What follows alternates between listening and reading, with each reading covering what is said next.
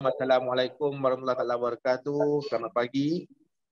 Yang saya hormati Bahagia Dr. Profesor Madya Dr. Mursyid Arsyad, pensyarah kanan Universiti Putra Malaysia yang juga merupakan pengetua KOSAS.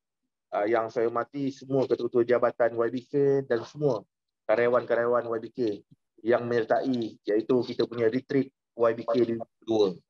Syukur Alhamdulillah, retreat YBK 2022 ni kita adakan selama tempoh 2 hari 1 malam. Untuk makluman yang bagi doktor, program kita ni semalam telah bermula dengan team building. Juga dah ada daripada satu slot ceramah daripada Cik Zul Hairi, iaitu kita punya ahli lembaga dengan tajuk coaching semalam. Dan juga malam tadi yang bagi Datuk Zainal Abidin Sakum, Pengerusi YBK telah menyampaikan motivasi kepada semua karyawan. Jadi kalau ikutkan atau cara kita pagi ini, iaitu sesi TOT, tajuknya Facilitator Cemerlang bersama yang bahagia Profesor Madya Dr. Mursyid Arsyad untuk bersama dengan semua karyawan YBK. Untuk makluman doktor, semua karyawan YBK ni adalah daripada outlet dan juga HQ. Kita ada daripada HQ, daripada Asrama Kasih YBK Serendah, Asrama Kasih YBK Gesir, Camp YBK dan Akademi Kemahiran YBK. Jadi semua insyaAllah ada pada pagi ini untuk bersama-sama dengan Dr. Mursyid sedikit sebanyak. Mereka telah, saya boleh katakan, mereka ni juga adalah coach di tempat masing-masing.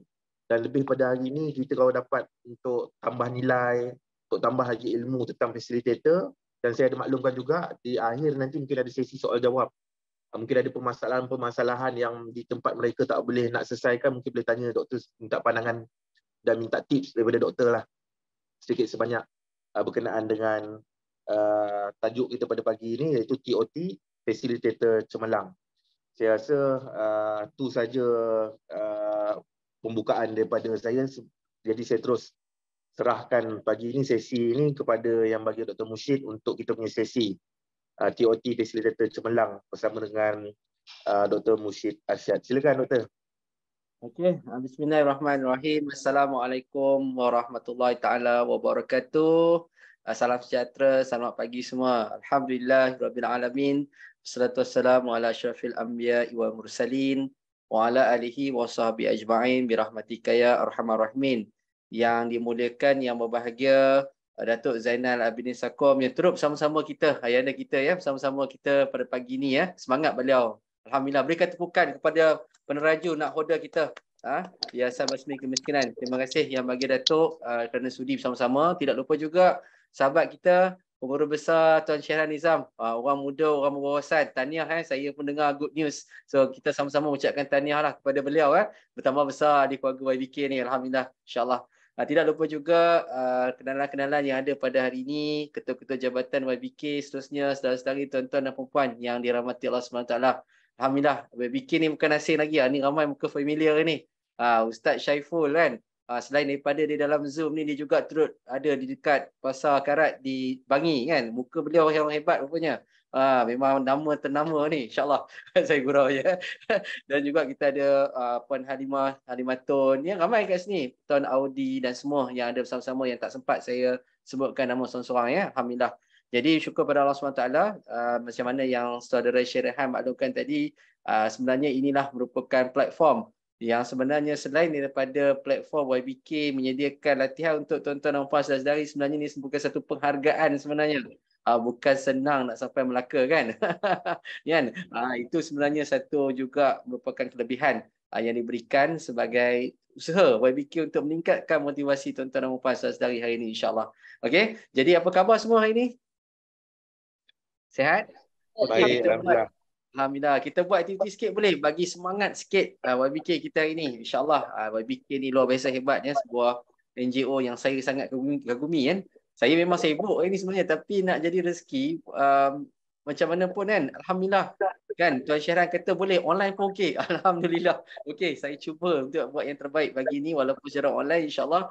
Okey, kita akan sama-sama menggegarkan pagi ni di bumi Tun Fatimah Riverside ni. Wah, kan insyaAllah. Alright, so saya nak tuan-tuan genggam tangan depan kamera. Okey, bila saya sebut apa khabar, saya nak tuan-tuan sebut baik. Boleh? Saya nak dengar. Saya nak dengar suara baik tu semua. Okey. Okay, ready? 1, 2, 3. Apa khabar semua? Baik. Alhamdulillah. Sekali lafaz je. Ini saya nak curi Tuan Syahran sikit lah. Hello? Hai.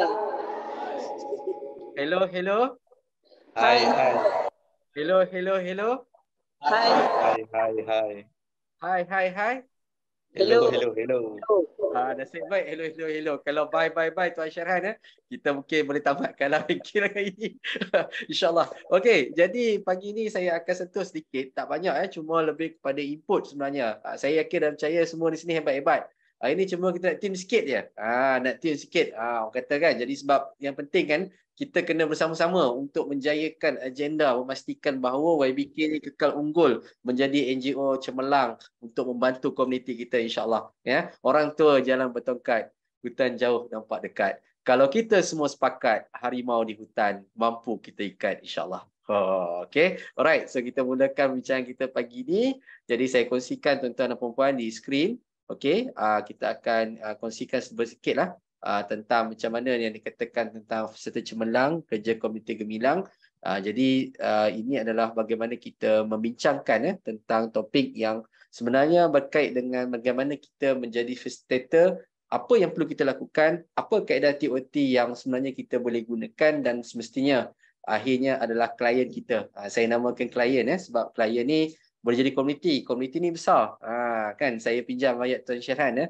Komuniti ni sebenarnya adalah bagaimana kita tengok bukan saja satu kelompok tetapi kita punya fokus kita berbagai pihak juga turut terlibat. Ya, itulah kerja komuniti sebenarnya. Jadi untuk memastikan komuniti gemilang, saya nak tanya tuan-tuan dan puan ni, kita buka sarapan pagi kita sikit lah. Kita buka sarapan pagi kita sikit. Alright. Jadi pernah tengok gambar ni tak? Ini semua peminat-peminat hantu-hantu semua kat sini. Okay, jadi ini adalah makanan yang sebenarnya kalau tak makan ni, ada juga orang tak makan. Siapa sini yang tak makan durian? Ada tak? Sebut hai. Ada tak yang kat sini tak makan durian? Ada? Ada tak? Kalau ada sebut hai. Haji Halimah tak makan durian? Makan. Puan Halimah tak makan? Makan? Okay, alright. Jadi ada yang tak makan durian kan? Okay, saya nak tanya tuan-tuan dan puan soalan mudah benda yang simple yang kita nampak, yang kita faham. Kita tengok saja pun dah mula merasai, oi, macam dalam mulut je kan, melting kan dalam mulut kan. Okay, jadi saya nak tanyalah kat sini tuan-tuan dan puan, siapa yang sini yang nak explain, ceritakan tentang rasa durian. Boleh tak? Cerita tentang rasa durian. So macam mana nak menggambarkan tentang rasa durian tu? Jadi saya jemput, mungkin ada yang kat sini yang nak kongsikan macam mana nak jelaskan tentang rasa durian tu sendiri. Silakan. Ada di sini? Silakan karyawan-karyawan kita. Doktor, saya cuba dulu, doktor. Boleh. Silakan. Guru besar. Itulah, bau tu pun nak explain pun susah. Ni kalau rasa je, saya boleh katakan lemak-lemak, doktor. Lemak-lemak, manis. Ini promosi macam nak ajak beli jap lagi ni. Right. Okey, berikan tepukan pada Tuan Syarhan. Okey, lemak-lemak, manis. Okey, lagi silakan. Siapa yang masih nak cuba jelaskan tentang rasa durian, so that bila kita dengar penjelasan tentang rasa durian ni, orang kita akan rasa, ya Allah, thank you very much. This is the taste of durian. Dan siapa sini yang nak cuba? Silakan. Silakan. Ada sini nak cuba?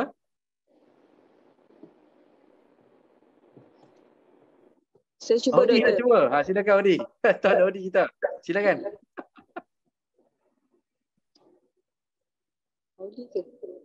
Siapa nak cuba? Silakan. Okey doktor, saya cuba. Boleh Pak Halimah. Silakan. Ada kebun durian. Jadi durian ni tekstur dia sangat lembut, bau dia memang sedaplah, menyengat. Dia punya rasa dia lemak, berkrim, manis, sampai boleh melekat dekat tekak lah. Itu boleh saya gambarkan lah kesedapan durian tu. Bila makan seulas, nak lagi je rasa. Makan dia macam satu ketagihan. Ini dah macam promosi iklan YouTube Kempen mari makan durian. Okey, terima kasih Pak Halimah berikan tepukan. Okey, mantap. Alright. So sebenarnya satu exercise yang sangat baik sebenarnya. Benda yang simple tetapi dia sangat memberatna dalam bagaimana kita mencorakkan kerja-kerja kebajikan yang kita buat. Sebenarnya macam ni, nak bagi tahu bahasa mudah ya, kan? Kita tahu tentang rasa durian ni, betul tak? Kan masing-masing tergambar dalam kepala kita tentang rasa durian. Kita dah terbayang dah, ya Allah, durian macam mana. Tengok gambar ni pun dah terasa seperti mana kita makan durian tu sendiri. Tapi sebenarnya nak jelaskan tentang rasa durian ni senang tak? Kan agak-agak struggle sikit, betul tak? Betul Tuan Syarhan Puan Halimah kita nak cari ayat yang macam mana yang nak menggambarkan tentang rasa durian ni supaya orang dapat mengalami tentang rasa durian ni sebenarnya. Itulah sebenarnya yang dikatakan benda yang tacit. Sebab di dalam kerja-kerja sukarela yang kita buat dalam bagaimana kita membuat satu program TOT misalnya, salah satu cara adalah TOT ataupun kita lakukan program-program untuk pembangunan komuniti. Sebenarnya ada benda yang sukar kita nak jelaskan. Itulah benda yang tacit. Sebab dalam konteks kita melaksanakan TOT sebenarnya, kita perlu tengok dua perkara ni. Satu benda yang eksplisit, yang kedua satu benda yang tacit. Apa benda yang eksplisit ni? Benda yang eksplisit ni benda yang tersurat. Yang mudah kita nak sampaikan, yang bila kita tunjuk je pun orang dah tahu dah. Orang pun senang nak faham, orang pun faham apa yang kita sampaikan. Itu adalah benda yang eksplisit. Tetapi akan ada satu benda yang sebenarnya penting di dalam proses TOT itu sendiri, iaitu benda yang tacit. Benda yang tacit ni apa? Benda yang tersirat. Benda ni kita boleh kita perlu jelaskan dan kita perlu make sure yang orang lain juga mengalami pengalaman berkenaan. Itu benda yang tacit. Benda ni dia tak nampak tapi boleh dirasa.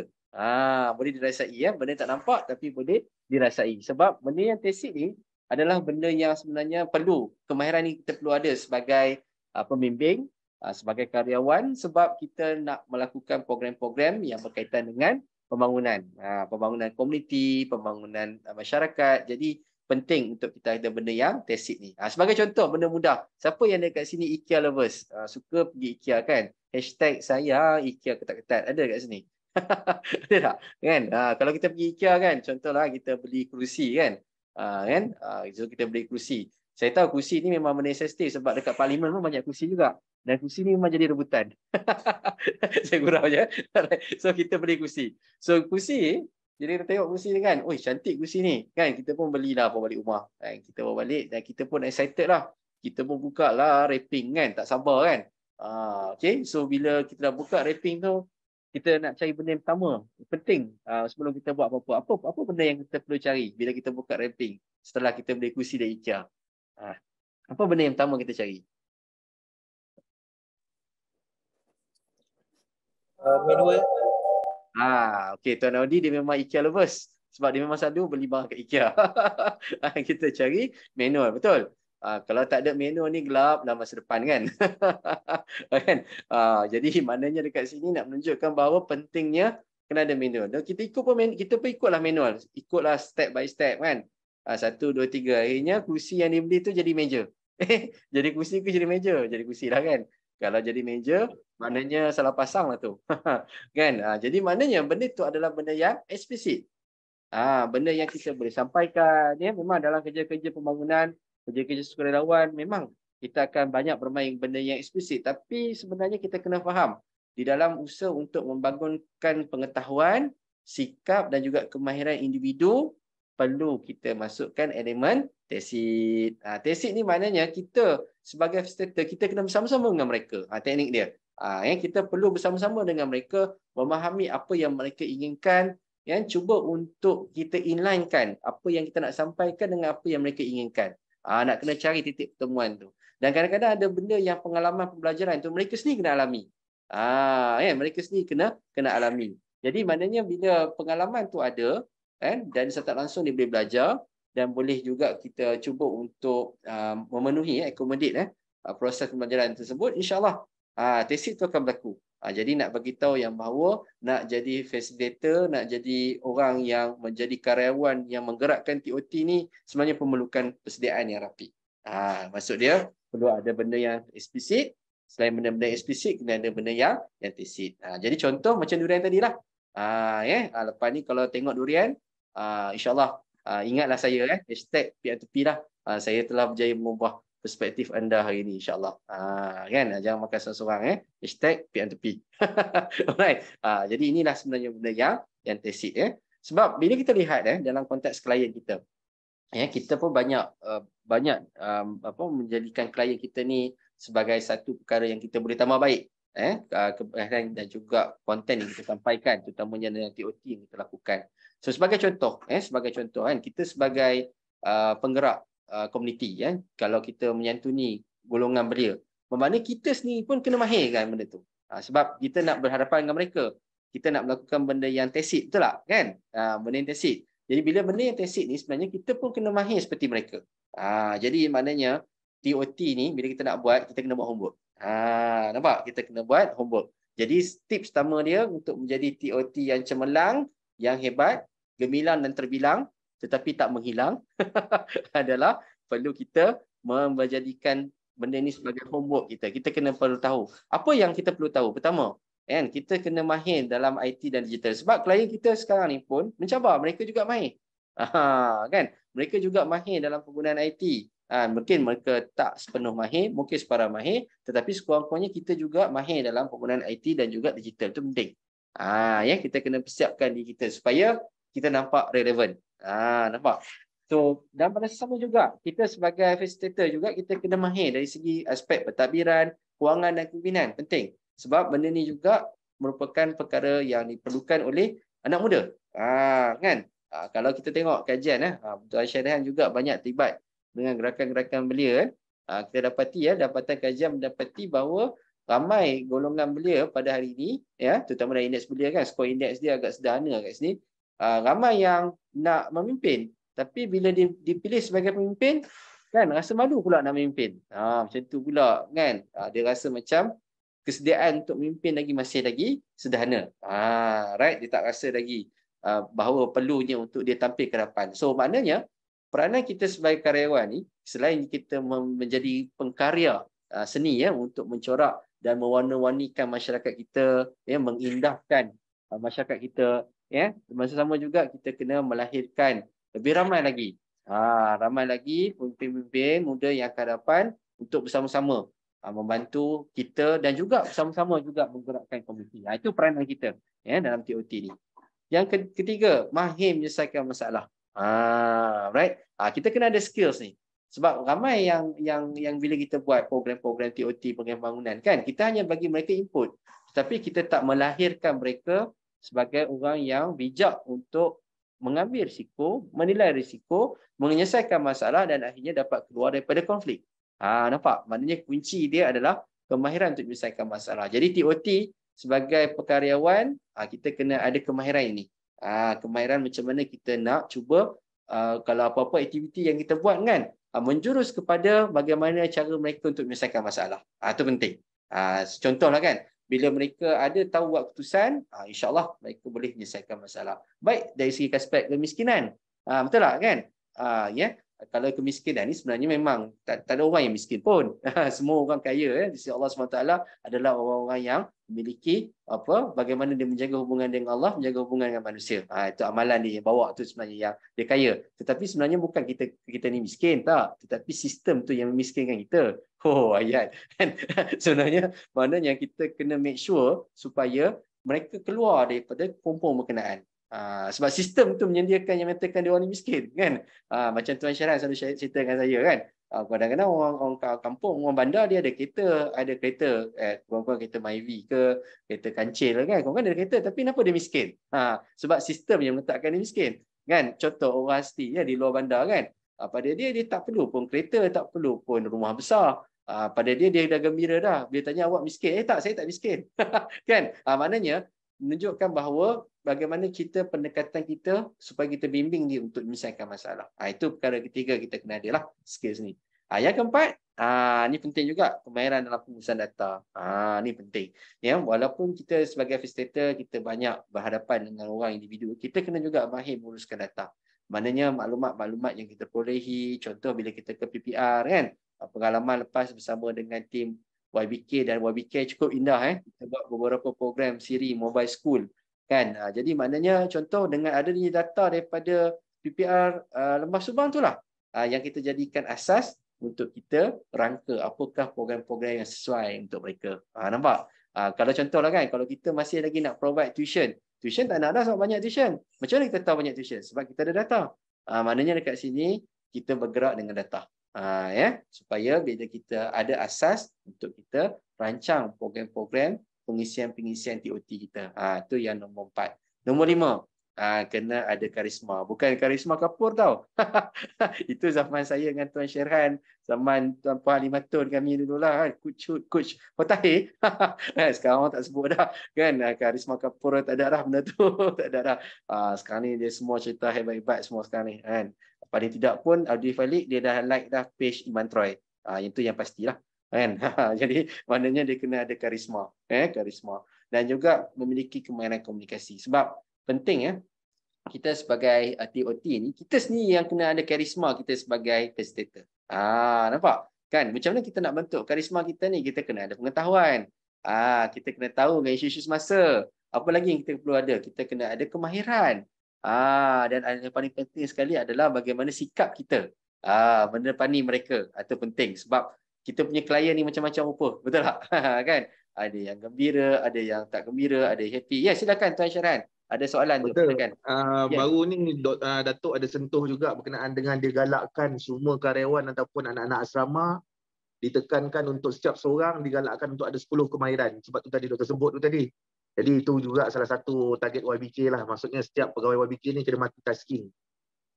Ya, betul. Terima kasih Tuan Syirhan. Multitasking itu penting. Sebab tu 3 benda ni jangan lupa. 3 benda yang bagus Tuan Syirhan. Terima kasih ingatkan. 3 benda jangan lupa. Pertama, bila kita berhadapan dengan individu, kita rapang orang ataupun kita buat program TOT ke, program latihan ke, 3 benda ni jangan lupa. Pertama, apa fokus kita? Iaitu pertama kita kena upskilling. Upskilling ni maknanya kita meningkatkan lagi kemahiran mereka. Kita upskill mereka. Contohlah kan, mungkin sebelum ni mungkin dia hanya tahu berniaga. Berniaga di tepi jalan. Contoh ini mungkin klien kita ni. Kan? Mungkin belia kita hanya tahu lepak saja di tepi tangga. Kan? Ataupun kita tahu hanya belia kita yang main motor je petang-petang. Kan? So macam mana kita nak buat program upskilling untuk mereka ni? Nampak tak? Terfikir tak? So program upskilling contohnya, kalau yang mana yang berniaga tadi, mungkin kita boleh ajar cara untuk marketing. Itu upskilling marketing, kemahiran baru. Kan? Mungkin yang golongan belia yang duk main di perseran tepi ni kan, kita macam mana kita nak upskilling dia? Kita mungkin boleh upskilling dia dengan cara mungkin kita bagi dia latihan untuk dia main muzik contohnya. Sebab dalam masa-masa sama lepak tu boleh main muzik dan mungkin muzik tu juga merupakan satu sumber pendapatan dia. Mungkin sumber club basking boleh wujud. The lorongs. Macam-macam kan. The tangga lah, the tunnel lah kan. Semua tu semuanya daripada kumpulan-kumpulan kecil. Yang dulu lepak dan sebagainya. So dia orang ada kemahiran tambahan.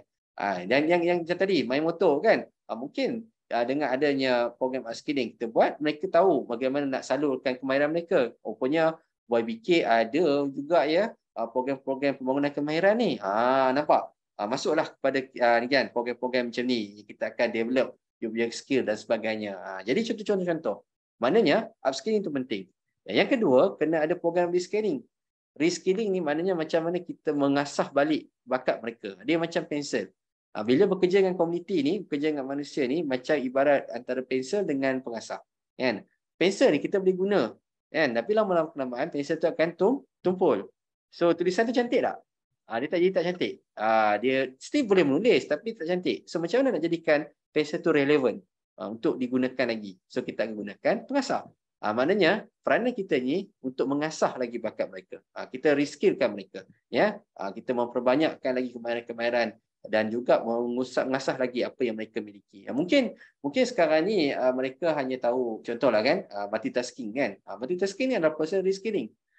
Macam mana dia memperbagaikan kemahiran-kemahiran dia, bukan fokus hanya pada satu kan. Jadi teruskan program-program penilaian dan yang paling penting sekali zaman sekarang dah mencabar. Kita kena fokus kepada program-program yang bersifat cross skilling juga. Maknanya kita menghilangkan kemahiran mereka. Contohlah mungkin saudara Rifalik Audi dia memang minat bab visibility, bab poster-poster kan. Jadi maknanya Audi tak boleh selamanya dekat kat situ. Audi pun perlu juga untuk silangkan kemahiran Audi. Mungkin sekali-sekala Audi kena jadi pentadbir kat asrama kasih. Kan. Puan Halimah pun dah lama selama kasih sekali-sekala switch juga buat kerja-kerja marketing ni. So that dia ada kemahiran. So tak langsung kita padankan kemahiran berkenaan, jadi kita akan jadi insan yang memiliki kemahiran tambahan. Yang mana yang dikatakan multitasking tadi itu contoh. Ya. Dan yang paling penting kemahiran komunikasi. Komunikasi ni ada dua jenis. Ramai yang sebut komunikasi ni hanya design, tak. Sebenarnya komunikasi yang paling mahal dalam kerja-kerja TOT ni, kerja komuniti ni adalah komunikasi non-verbal. Nampak? Komunikasi memujuk, komunikasi sentuhan, komunikasi untuk meyakinkan. Jadi semuanya adalah benda yang berkaitan dengan kemahiran komunikasi. Itu penting. Jadi maknanya skill set yang ada ni perlu kita juga embed dalam kerja-kerja kemahiran kita sebagai TOT. Orang yang nak mendalikan TOT ni. Okay? Alright. Setakat ni clear tak? Jelas tak? Ada soalan nak tanya? Ingat, tak handsome tak apa. Janji pandai. Jadi kalau ada soalan, tanya je insyaAllah. Boleh interrupt saya insyaAllah. Sebab ni bukan parlimen tau. Kan Datuk Terlibat ada sebut tentang sekarang suasana berubah kan. Kan dia tanya je soalan, jangan malu saya tak akan jadi speaker yang berhormat sila duduk. Tak. Tanya je soalan, okey, insyaallah kita sama-sama bincangkan ya. Alright, ada soalan? Kalau ada boleh tanya je, tak masalah. Okey, adakah ini fokus kita untuk menyantuni klien kita? Ni bukan Puan Halimah lepas bersara daripada YBK, bukan. bukan. Jadi adalah macam mana kita lihat realiti hari ini. Maknanya warga emas pun sebenarnya kita jangan underestimate, mereka juga perlu ada kemahiran ni. Maknanya kita sebagai TOT, orang yang jadi karyawan, yang menjadi frontliner berhadapan dengan komuniti, bekerja dengan komuniti, sebenarnya kita sebagai insan, kita kena provide diri kita juga untuk kita mahir dengan keadaan-keadaan semasa. Menunjukkan bahawa walaupun warga di usia warga emas ni pun masih lagi menggunakan teknologi, ini kan pula kita. Sedangkan kita juga beradaptasi dengan senario, takkan kita tak bersedia untuk beradaptasi dengan mereka. Itu maksud dia di sini. Jadi menunjukkan bahawa dekat sini kadang-kadang kita rasa kita dah buat dah banyak kali ni, dah ulang-ulang benda ni, tapi kenapa masih ada lagi? Sebenarnya dalam kerja komuniti ni kita jangan mudah mengalah. Katakanlah ada 100 orang yang ikuti program kita, mungkin 2 atau 3 orang yang mungkin menjadi, yang selebihnya mungkinlah masih lagi dalam takut lama dan sebagainya. Jangan kata yang kita pun kita tak bagus. Jangan kata kita ni gagal, tak. Tapi sebenarnya banyak lagi peluang-peluang untuk kita berjaya mencorakkan mereka lagi. Nampak? Sebab benda ni penting. Jadi maknanya untuk memastikan bahawa kita ni berfikiran positif, kita kena kekal positif. Macam mana kekal positif ni? Cuba genggam tangan depan saya. Genggam tangan depan saya, tunjuk best. Tunjuk best Alright. Okay. Tunjuk diri sendiri, sebut I'm the best. Boleh? Saya nak dengar suara karyawan berfikir kita hari ni. Saya nak semua bersemangat hari ni insyaAllah. Okay, genggam tangan, tunjuk diri sendiri. Okay. 1, 2, 3. I'm the best. I'm the best. Lagi semangat boleh? Lagi semangat insyaAllah. 1, 2, 3. I'm the best. Alright, disebabkan I'm the best, tunjuk kamera you are the best, boleh? Alright, get ready. 1, 2, 3. You are the best. Oh, hebat karyawan kita. Tambah lagi satu, because you are the best, tambah satu lagi, we are the best, boleh? Alright, we are the best. Okay, get ready. We are the best. 1, 2, 3. We are the best. Okay, saya nak gabungkan tiga-tiga. Boleh? I'm the best. You are the best. We are the best. Saya dengar daripada YBK. Boleh pagi ni? InsyaAllah kita buat sama-sama. Okay, get ready. 1, 2, 3. I'm the best. You are the best. We are the best. Yes. Alright. Well done. Okay, well done. Tahniah. Mana dekat sini saya nak bagi tahu, bila kita buat sesuatu, kita kena buat bersama-sama. Nampak? Baru kita akan hebat. Jadi maknanya konsep cemerlang bersama ni perlu diterapkan di dalam kerja-kerja komuniti kita. Itu penting. Right? Okay. Sebab apa? Sebab at the end, kita kena make sure yang kita ni adalah khalifah, diberi tanggungjawab. So, bila kita sebagai khalifah, kita sebagai tanggungjawab, kita diamanahkan, maka kita kena selalu ajak orang lain buat benda yang sama. Jadi kena ada istilah salam tu sendiri. Ajak orang bersama-sama. Dan kena ada konsep azan. Ingatkan. Memang kerja komuniti ni dia kena selalu ingatkan. So rasa jangan rasa down, jangan rasa tak bermotivasi sebab tak ramai yang berbuat, tak apa. Sebab itu peranan kita. Peranan kita sebagai pendakwah untuk membawa kebaikan Jadi mana kita kena selalu ulang azan. Ingatkan. Sebab tu dalam kehidupan harian kita pun kita kena azan. Berapa kali kena azan? 5 kali kan? Sekurang-kurangnya 5 kali. Tapi kalau macam saya, Tuan Syairan memang selalu kena azan lah. Rasa lupa diri sikit, orang tengah azan kan. Okey, itu pun penting juga kan, selalu kena azan. Saudara Falik kena azan kuat-kuat sikit kat telinga tu. Oi, bangun. Kan? Azan. Maknanya azan ni maknanya kita bersama-sama menuju kejayaan. Sebab itu dalam Islam pun sama juga kan. Hayya salah, hayya falah. Maknanya kita kena bina kekuatan kita solat dulu. Dan baru kita berjaya. InsyaAllah. Kan? Dan akhir sekali, kita kena bekerja dalam jamaah. Jamaah. Kena pastikan. Sebab kita kena make sure yang kita ni semua, sebagai karyawan, kita kena ada satu muka surat yang sama. Maknanya kalau Datuk Zainal dekat muka surat nombor 1, kita semua dekat muka surat nombor 1. Tak boleh kita Datuk Zainal muka surat 1, Tuan Syirhan muka surat 2, Puan Halimah muka surat 3, Audi muka surat 4, yang lain-lain. Kan? Sampai kulit buku belakang pun ada. Tak boleh.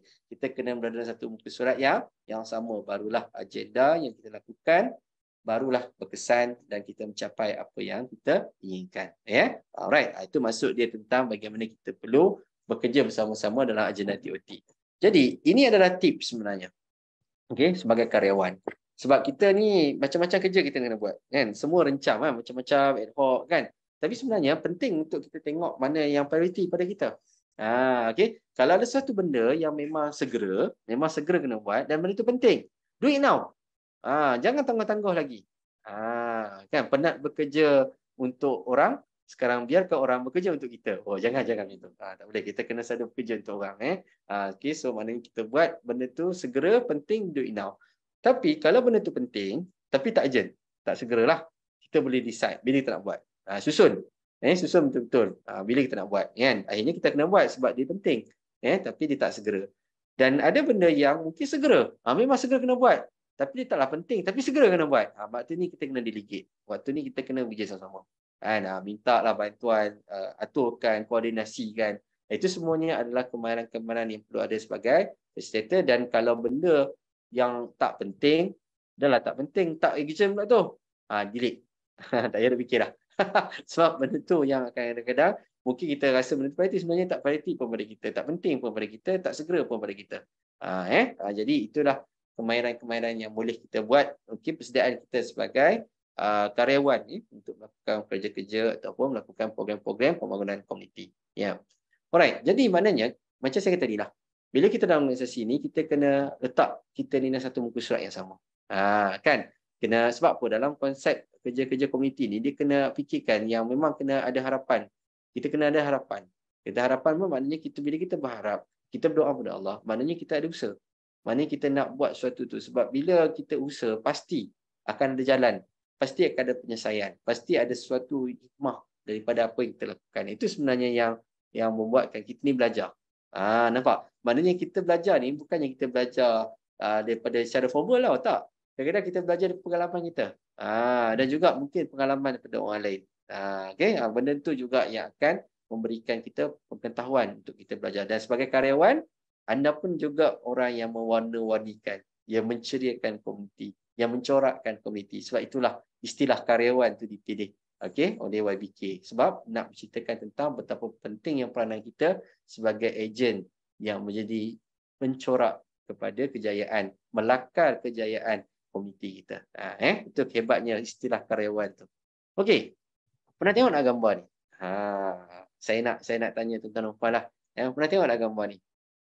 Okey, kalau tak pernah, cuba untuk cari apa yang tuan-tuan Nopal nampak daripada gambar ni. Tengok betul-betul, perhatikan betul-betul, dan beritahu saya apa yang tuan-tuan Nopal nampak daripada gambar ni.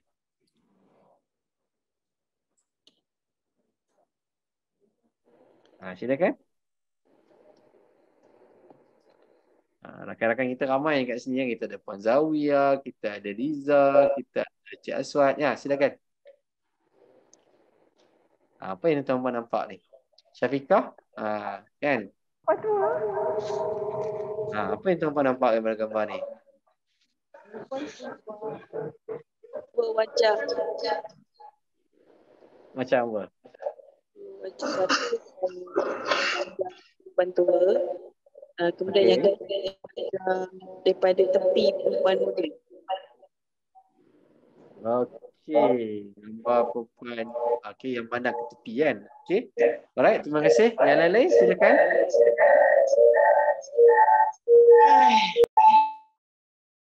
Silakan. Rakan-rakan kita yang lain, karyawan-karyawan Farahin. Kita ada Akila Azari. Kan?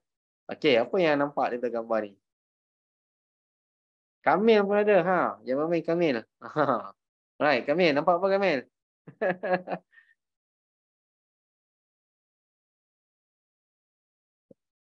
Okey, nampak apa? Izul, nampak apa di gambar ni?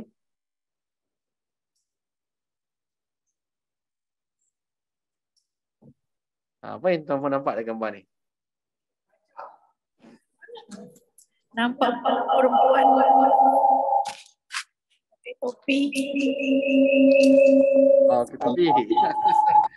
Alright. Okey. So, right. Saya nak tanya lah tentang perempuan kan. Okay, siapa yang di sini nampak gambar ni, gambar perempuan muda sahaja. Gambar perempuan muda sahaja. Sebut hai. Hai. Hai. Okey, terima kasih. Siapa yang nampak gambar ni, gambar perempuan tua sahaja? Gambar perempuan tua sahaja. Sebut hai. Wow. Okey, tak ramai tak ada langsung. Siapa yang di sini yang nampak dua-dua? Nampak perempuan muda, nampak perempuan tua. Hai. Hai. Tinggi kan? Siapa yang di sini tak nampak apa-apa langsung? Tak nampak apa-apa langsung. Yang ni yang 3 kali jemaah lah. Tak ada lah, saya kurang. Okey, alright, saya kurang. Okey, so menunjukkan di sini bahawa akan ada dimensi daripada realiti, daripada satu realiti yang kita lihat. Sebab sebagai penggerak komuniti, apa yang kita nampak depan mata kita, apa yang berlaku depan mata kita adalah benda yang realiti, dipanggil sebagai fenomena. Kan? Tapi nak memahami fenomena ni sebenarnya dia ada pelbagai perspektif, ada yang nampak gambar ni perempuan muda, ada yang gambar nampak perempuan tua, ada yang nampak dua-dua, kan? Ada yang tak nampak langsung. Kan? So apa beza gambar perempuan muda dengan tua ni? Kalau perasan kan, kalau perempuan muda macam mana yang cerita tadi ni, semua tengok kat belakang dan ramai yang kata perempuan muda kan. Saya nak tanya kan, yang mana yang nampak dua-dua ni? Yang nampak dua-dua lah, nampak perempuan muda dengan perempuan tua. Yang mana nampak dulu? Perempuan muda ke nampak perempuan tua? Tua. Nampak tua dulu. Oh, kita tajam mata karyawan sebab benda majoriti orang di luar sana, di luar sana, dia tengok gambar ni, dia gambar perempuan muda. Sebab apa? Memanglah fitrah manusia lah, semua nak tengok benda cantik, benda indah kan. Sebab itulah yang tak adalah produk kuku putih kan. kuku putih barulah putih kan. Semua nak jadi cantik kan. So menunjukkan di sini bahawa mata karyawan kita ni mungkin dah terbiasa dengan program-program komuniti, nampak benda mungkin benda ni perlu kita bantu. So tahniah kepada kumpulan karyawan insya-Allah. Sebab benda ni dalam konteks ni kita perlu lihat dalam pelbagai aspek. Kalau perempuan muda dia tengok belakang kan, ini kita boleh nampak dekat sini kan. Ni dia punya mata dia. Betul tak? Maafkan saya, kalau perempuan muda ni telinga dia, betul Ni telinga dia, ini rantai di leher dia, betul lah kan? Tapi kalau gambar tengok perempuan tua, kalau kita tukarkan telinga jadi mata, kita tukarkan rantai leher ini menjadi bibir, kan kita akan nampak dia adalah sebuah gambar perempuan tua. Okey, menunjukkan di sini bahawa dalam konteks kita bekerja dengan komuniti, pastinya akan ada jumpa pelbagai perspektif dan kita tak boleh menganggap bahawa satu tu satu je, tak boleh kan. Jadi tips dia sekarang ni, bila kita sebagai pekerja komuniti, frontliner, kita kena berfikir sebagai juara. Sebab penting untuk kita raikan kepelbagaian.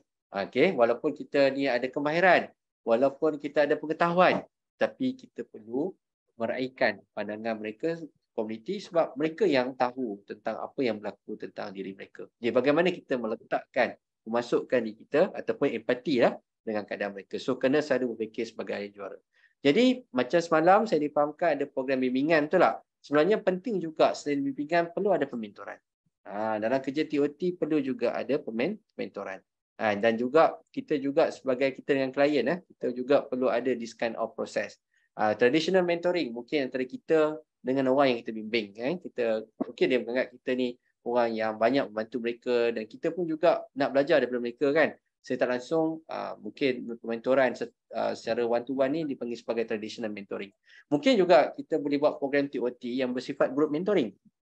Group mentoring. So contoh mungkin kita sebagai facilitator, kita sebagai mentor, kita ada beberapa mentee di bawah kita yang kita jaga. Kan? Maknanya pementoran ni hubungan ni bukan sekadar coaching je tak. Kan? Tapi mentoring ni lebih pada tu. Kan? Dia jadi berlaku secara informal. Maknanya dia bukannya semata-mata ada satu tempoh terhad tak. Tapi sebenarnya dia menjadikan kita sebagai ikon, menjadikan orang sebagai suri teladan yang dicontohi. Okay? Dan kita juga boleh membuat program secara team mentoring. So apa maksud team mentoring ni? Contohnya kalau mungkin kita nampak ada potensi klien kita yang boleh jauh ke hadapan, kita padankan dia dengan beberapa orang mentor.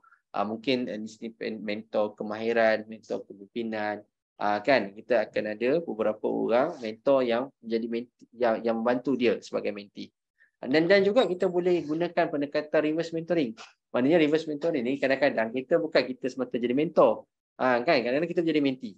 Mentee kita menjadi mentor. Maknanya kita ada proses pertukaran pengalaman, pengetahuan, kemahiran. So contoh kan anak muda dia banyak kemahiran yang sebenarnya di luar jangka. Yang banyak guna idea dan sebagainya kan. So sometimes ada part yang jadi mentor, ada part yang kita jadi mentor. Nampak tu nama benda reverse mentoring.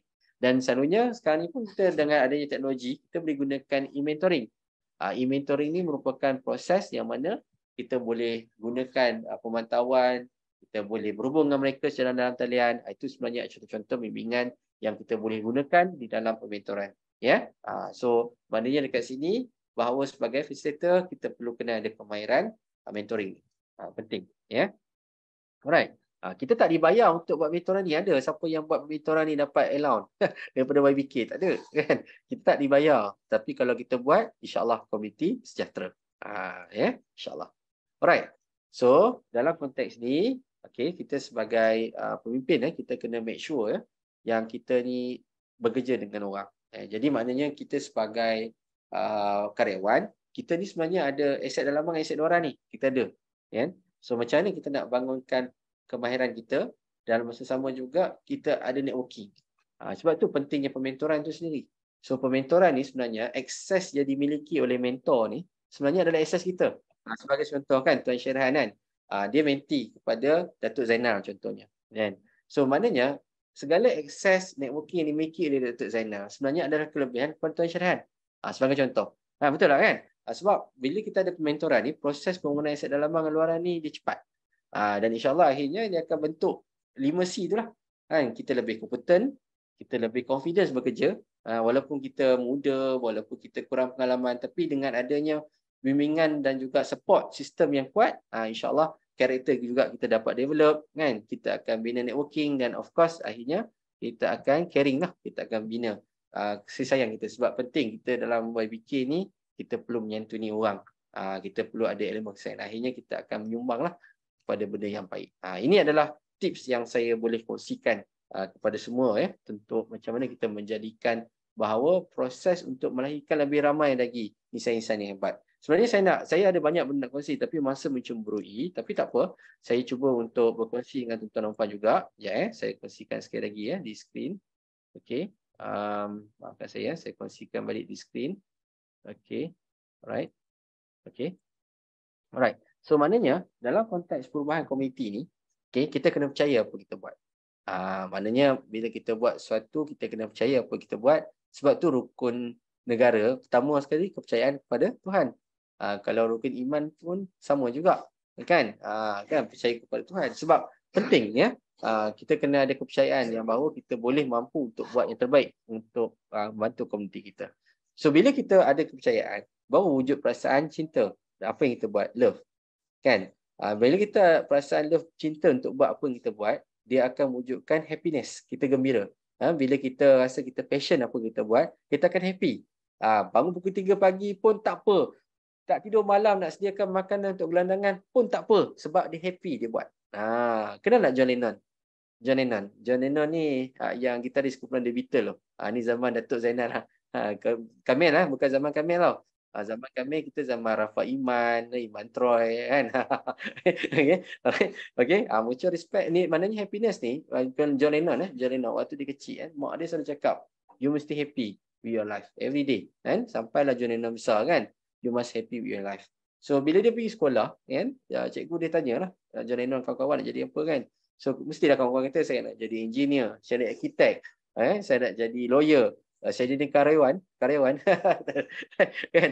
So sampai kat John Lennon, saya jadi happy kan, I want to be happy. Cikgu terkejut kan, you are not understand my question. John Lennon jawab, no, you are not understand what's meaning of life. Maknanya penting untuk kita jadi orang yang happy sebab kita akan mencorakkan komuniti kita dan akhirnya akan wujud mutual respect. Maknanya mutual respect sesama kita sebagai sesama karyawan, kita jaga komuniti dan akhirnya akan wujudkan komuniti juga akan respect dengan kita, dengan kepakaran yang kita miliki, dengan kelebihan yang kita ada untuk bantu mereka, insya-Allah. Alright, jadi penting untuk perubahan komuniti ni bila kita percaya kita buat, kita akan rasa betul-betul passion nak buat, kita happy apa kita nak buat dan akhirnya akan wujudkan mutual respect. Okey, itu sebenarnya yang perlu ada. Dan saya nak ceritakan peranan kita lah sebagai idaman masyarakat ni kan.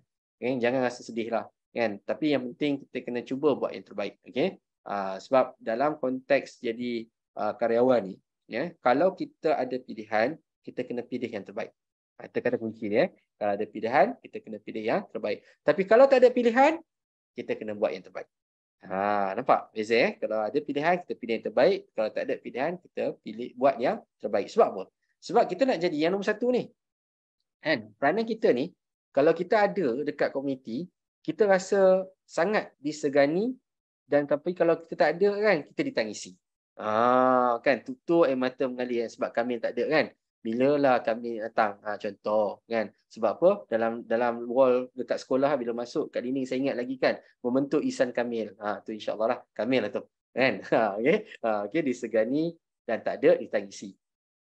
Yang nombor 2 pula, yang nombor 2 pula, ada disegani, tak ada tak apa. Tak ada apa-apa, tak ada pun tak apa. Tapi kalau dia ada disegani. Nampak? Kan? Jadi maknanya kita masih lagi okey lagi ni. Kalau nombor 3 pula, ada tak apa, tak ada pun tak apa. Jadi yang nombor 3 ni kena check balik. Kalau ada pun tak ada apa, tak ada pun tak apa. Kan? Macam tak berfungsi pula kan. Nombor 4 pula, yang ni lagi seronok. Kan? Kalau dia ada jadi masalah. Kalau tak ada bagus. Yang tak best yang nombor 5 lah. Ada pun masalah, tak ada pun jadi masalah. Kan? Jadi jangan jadi macam ni. Jangan pastikan hidup anda tidak diselubungi oleh misteri. Okey, jadi maknanya itu peranan kita supaya kita kena jadi yang nombor 1. Jadi nombor 1 kita ada disegani, tak ada ditangisi. Itu peranan kita sebagai pembimbing lah. Ya. Okey, jadi macam saya kata tadi lah, saya banyak benda nak kongsikan, tapi tak apa. Yang ni yang saya nak kongsikan benda penting ni. Benda penting ni. Sebab dalam konteks komuniti, kan, kita kena lihat kita tak boleh nak mengubah semua. Sebab dalam komuniti sendiri pun ada perbezaan penerimaan, tahap penerimaan. Ada yang orang innovator. Orang innovator ni kalau sebut ABC dia dah fikir lah, bukannya ABC lagi. Dia dah start fikir apa tau? Dia dah start fikir XYZ. Ada orang macam ni tapi tak ramai dalam komuniti. Yang ni kita kena identify. Dipanggil sebagai orang yang innovator. Yang kedua adalah orang early adopter. Early adopter ni pun bagus juga. Tapi dia kurang sikit lah. Dia kurang sikit daripada innovator. Tapi lebih ramai sikit daripada innovator. Sebagai contoh, kan? Kita sebut ABC. Dia dah sebut DEF. Nampak? Itu adalah orang yang early adopter. Ya. Ada orang yang dipanggil sebagai majority. Majority ni pecah dua lah. Ada early majority dengan late majority. Orang yang early majority ni, kita sebut ABC. Dia dah boleh dah. Dia sebutlah ABC. Kan? Tapi kalau orang yang late majority ni, kita sebut ABC, dia masih A lagi. Kita dekat C, dia dekat A lagi. Dan selalunya kumpulan late majority ni lah yang selalunya dimanipulasikan oleh para scammers. Kan? Anda ingin menjadi hebat, ingin berjaya seperti saya, lihatlah kereta saya, lihatlah rumah saya. Oh, ya ke nak jadi seperti dia? Nak, baru masuk. Ini late majority. Tapi masa tu dia dah kaut duit kita, dia lari. Kan? Yang ni sebenarnya dalam komuniti ni ramai. Sebab tu para scammers macam adalah Kamil sikit kan? Tak ada lah. Kamil bukan scammer. Macam saya jumpa sebelum ni bukan. Hati tenang, jiwa tenang ya. Kamil. Okey, maknanya selalu kumpulan ni kan dia selalu dimanipulasikan. Jadi maknanya kita sebagai peranan kita ni kita kena identify. Dan ada orang yang dalam komuniti jadi legate. Legate ni tak berubah. Cakap ABC pun dia tak nak ABC. Dia fikir dia je. Tak boleh. Kan? Ada setengah orang dipanggil sebagai legate. Tapi dia boleh ubah. Sebab itu peranan kita sebagai pekerja sosial, sebagai pekerja komuniti, ya, kita kena make sure yang kita ni tak pernah langsung tergugat untuk bantu. Kan? Sebab kita perlu ada approach, kita perlu ada pendekatan, kita perlu ada kaedah supaya bila kita mendekati mereka, kita faham mereka, kita tahu apa yang mereka perlukan. Kan? InsyaAllah dia akan memudahkan kerja kita dan masa sama juga kita dapat bantu mereka untuk berubah. Jadi akhirnya nanti dia punya graf dia macam ni. Nampak? Graf dia jadi macam ni. Bila kita dengan program yang betul kita buat, tepat, sesuai untuk mereka, kan?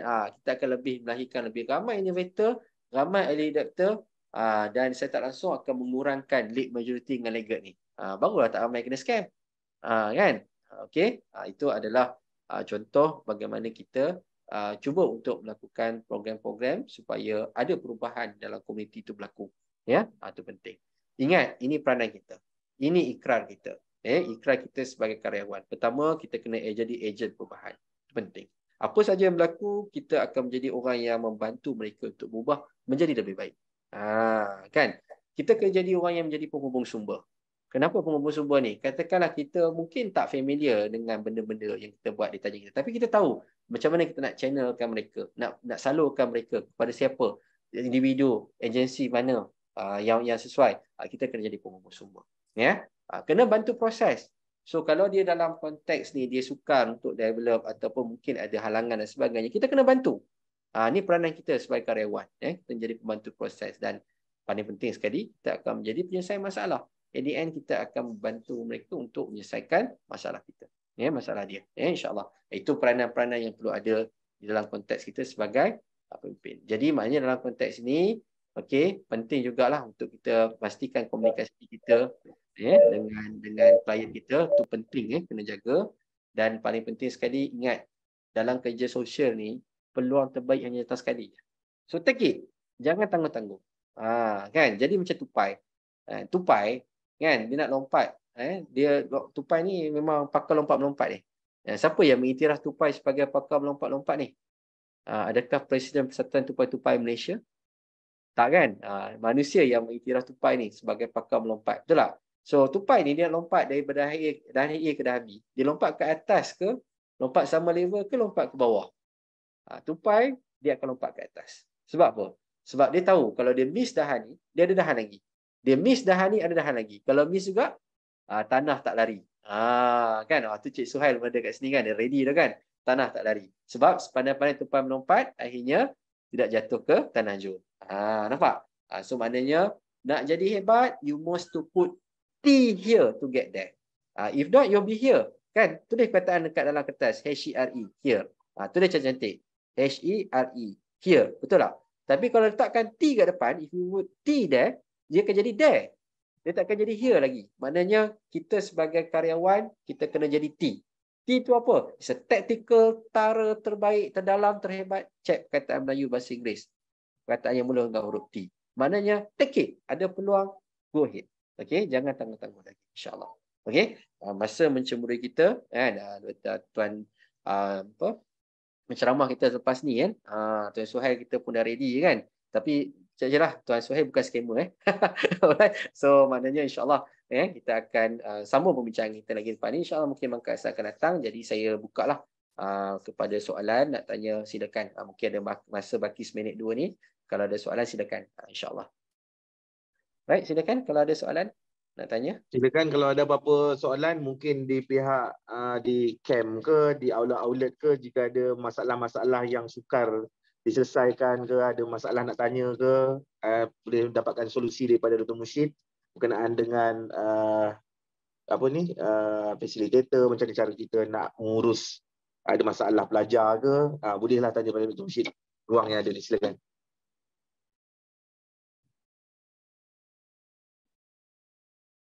Kalau ada soalan nak tanya, silakan. Alright. InsyaAllah saya harap perkongsian saya ini bermanfaat lah. InsyaAllah sebanyak kawan-kawan kita tahulah macam mana peranan yang perlu kita mainkan dan cara kita untuk menyatu dengan komuniti. InsyaAllah. Ada soalan nak tanya? Alright. So kalau ada Kamil, silakan.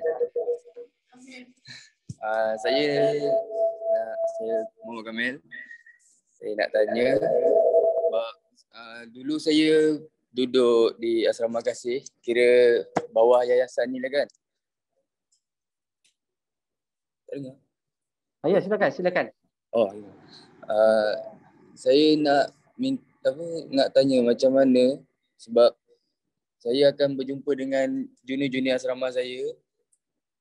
Macam mana nak bagi diorang macam boleh dengar apa yang saya cuba sampaikan. Sebab diorang tahu kan macam mana perangai saya masa saya belajar dulu. Jadi saya nak rapat dengan diorang, tapi dalam masa sama diorang akan dengar apa yang saya cuba sampaikan kepada diorang. Okey, satu soalan yang bagus Kamil. Inilah perkara penting untuk membentuk insan Kamil. Terima kasih Kamil. Kamil, macam ni ya. So sebenarnya saya ucapkan tahniah kepada Kamil sebab Kamil antara insan yang hebat. Daripada Asrama Kasih menyumbang balik semula kepada Asrama Kasih. Pada saya itu satu kehebatan Kamil. Tak semua Allah SWT bagi peluang. Kamil dapat peluang ni. So gunakan sebaik-baiknya. Itu penting amanah kita. Nombor 2, Kamil kena selalu lapang nada. Ya, pertama sekali nasihat saya selalu doa kepada Allah SWT. Bagi taufik dan hidayah. Itu perkara penting. Sebagai dalam kerja sukarela ni kita nak berubah orang kan, kita kena mohon petunjuk kepada Allah SWT. Itu penting. Itu nombor 1. Nombor 2, bila kami dah kata make sure kami kena sentiasa bersama dengan mereka. Sentiasa bersama dengan mereka. Walaupun kami ada cerita lama kan dulu dengan mereka, dia tahu kami macam mana kan, poyo yang mamat ni kan. Tak ada lah. Kan sebenarnya kita bina satu hubungan baru. Mana hubungan yang memang Kamil sebagai pembimbing, mereka adalah pelajar. Jangan rasakan Kamil masih lagi senior mereka. Kamil sendiri kena masuk di dalam kolam baru, bentukkan ikan-ikan. Jaga ikan-ikan tu sebab kami penjaga kolam yang betul, yang baik. Kan anggapkan macam tu. Kan? Nombor 3, kami kena make sure yang kami ni kena sentiasa cuba untuk mantapkan kemahiran komunikasi kami. The way kami approach dengan mereka, sebab komunikasi ni penting. Komunikasi ni yang akan mengubah persepsi, komunikasi ni yang akan mengubah cara kita bekerja. Contohnya kami mahir cara berkomunikasi dengan mereka. Sometimes kami tahu macam mana cara nak memotivasikan mereka. Dia rasa macam, bila ada abang Kamil ni, kan, rasa macam okey lah, best lah sembang dengan dia. Dapatlah selesai masalah. Dia akan rasa macam tu. Kan, saya tak langsung respect tu akan ada. Kan, dan paling penting sekali, Kamil kena ingat kami kena happy apa yang kami buat. Jadi saya kata tadi lah. Kalau kita tak happy apa kita buat, kita rasa macam berat, terpaksa, maknanya kita belum happy lagi. So maknanya kami kena happykan diri kami, make sure bila kami buat sesuatu tu, you are patient dan akan cuba untuk bantu sedaya mungkin. Ingat peranan 4 kami, kami ada 4 peranan, kena jadi penyelesai masalah, kena jadi penghubung sumber, kan, kena jadi process agent kepada perubahan, yang paling penting sekali menjadi orang yang mampu untuk menyelesaikan masalah mereka. Jadi penting kami untuk jaga benda ni, insya-Allah. Benda ni dia go through proses, dia tak boleh terus berubah dah, tapi macam tadilah kami kena selalu prepare diri kami untuk berkomunikasi dengan mereka, insya-Allah. Dan kalau rasa nak dapatkan input banyak tu, boleh sembang dengan Puan Halimatun ni. Puan Halimatun dia memang banyak pengalaman. Cuma pengalaman Puan Halimatun tu kami ambil, adaptkan dengan kelebihan yang kami ada. Kami tak boleh jadi macam Tuan Syarhan, kami tak boleh jadi macam saudara Audi, kami tak boleh jadi Halimatun, tapi kami boleh jadi diri kami dengan pengalaman-pengalaman yang ada, insya-Allah.